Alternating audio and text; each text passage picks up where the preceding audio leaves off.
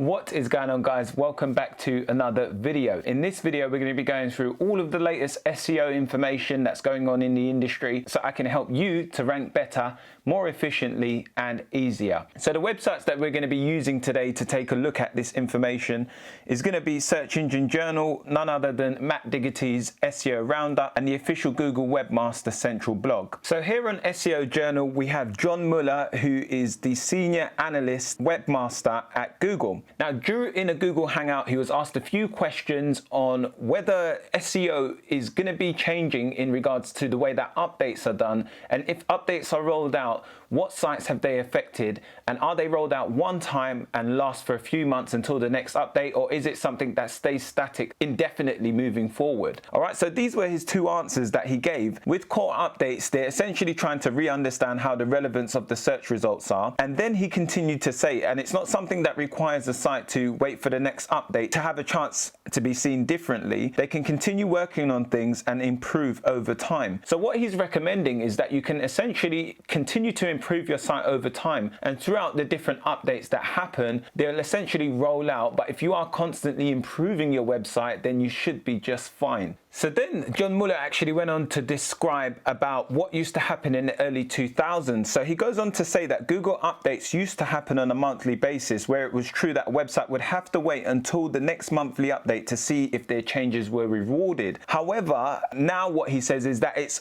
on a rolling refresh consistently, so indefinitely. Once those changes are made, it then refreshes in the index consistently. So that means any websites that are not up to par will essentially be deranked, and the ones that are doing well on those new updates conditions will essentially be rewarded on a consistent, indefinite basis. Once the algorithm change comes into effect, let's say it changes how reviews are promoted in a particular feature, then its index is constantly refreshed to update those changes. He then gives a few words of wisdom of what you should be doing as a webmaster to consistently be ahead of all of the updates that are constantly rolling out. So he said it's possible that our next core update will be bigger and bring about bigger change in the same direction that you've been working in, and you'll see a bigger change in your site's performance as well. So these are a few general practices that you can do to improve your website. But in general, sites don't have to wait for the next bigger update in order to start seeing changes. So from that point of view, I wouldn't stop working on things once you've done so or done the right thing, but I'd continue working in that direction. You should see at least some incremental improvements over time.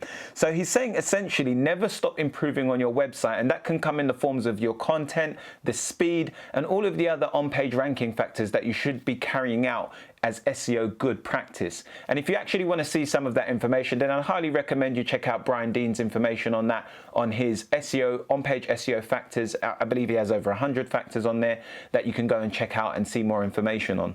Now, if you actually do want to see John Muller's example here of that, you can actually go and click the link in the description box, and you'll be able to go over to the video and watch the entire Google Hangouts video. Here we have Matt Diggity's SEO Roundup, and what he's talking about in the first part of this during August update is purely at the fact that blog lengths are not really the same as they used to be. So there's no optimal length as recommended by Neil Patel, HubSpot and Backlinko.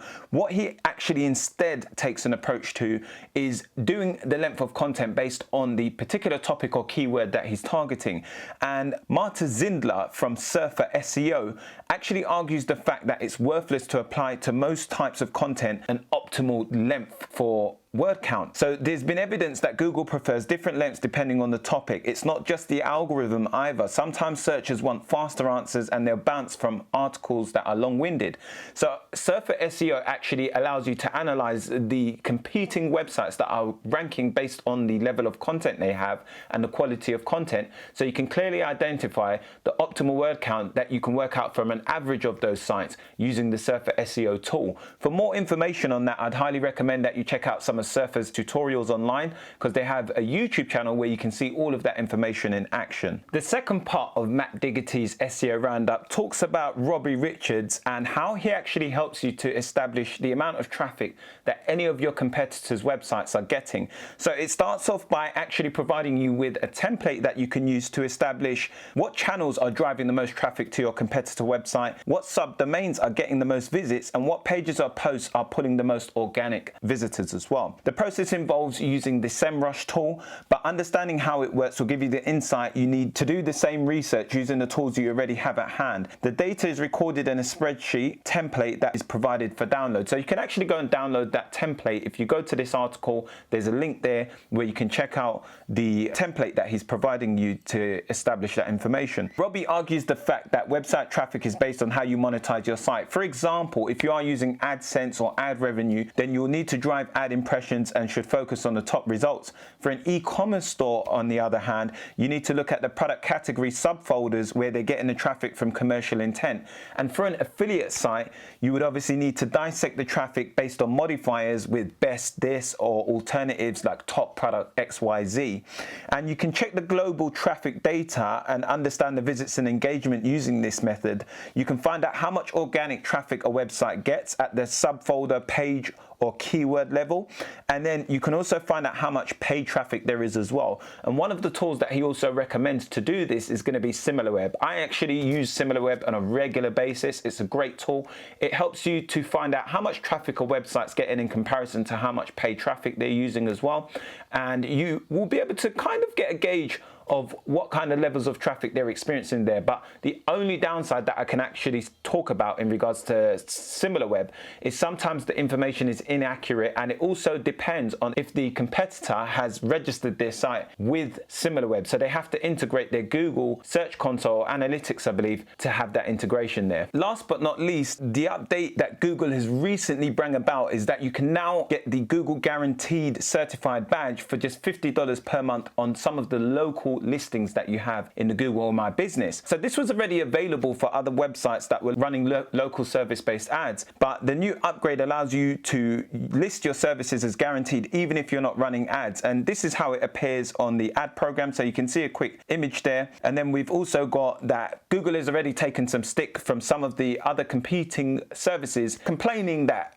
the competitors are not running ads and they're still able to get access to this badge. All right, so I'm not sure too much on that because I don't run local SEO, but it's just a quick tip for you to know if you are obviously in the local industry.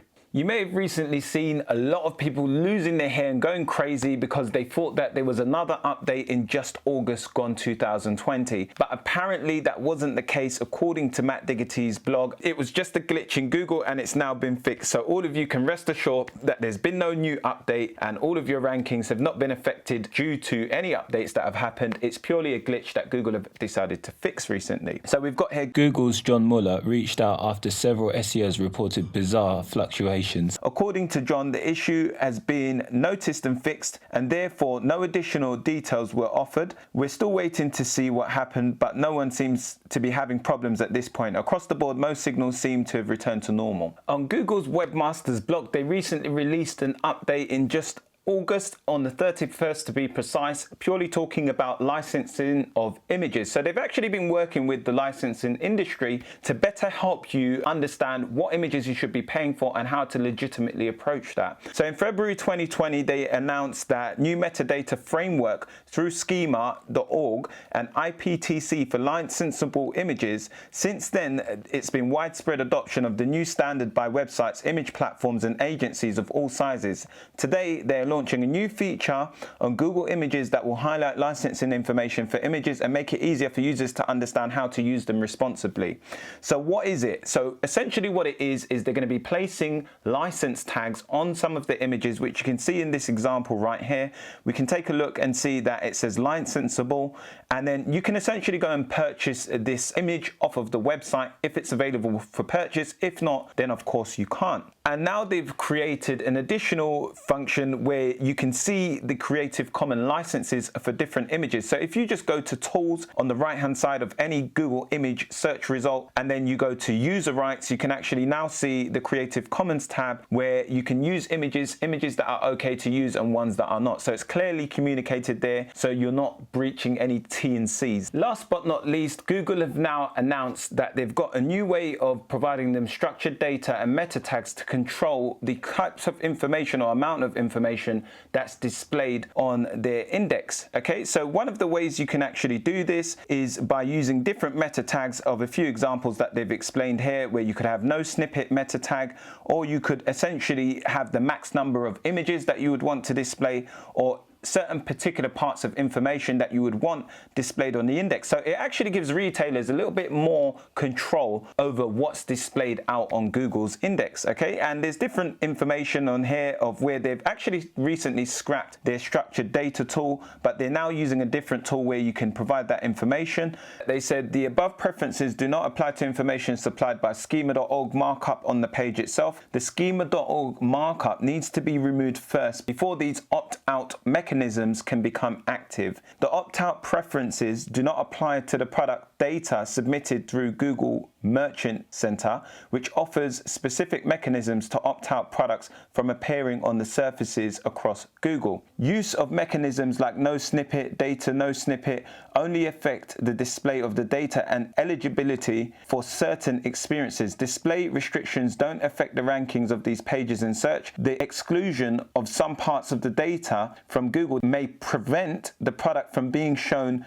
in rich results and other product results on Google. So you can see there's also ways of you changing the sizes of what's displayed. Of course, that's all going to have containers and restrictions on that. And if you want to see more information on that, just click the Webmasters link in the description box and you'll be able to see all of that information there. All right, but that's all I have for today on the SEO news update for September. If you do have any questions regarding this video, then make sure to leave them below. If you did enjoy the video, make sure to smash the like button. And as with always, if you are new, then consider subscribing. Thank you for watching. I'll see you in the next one. Peace.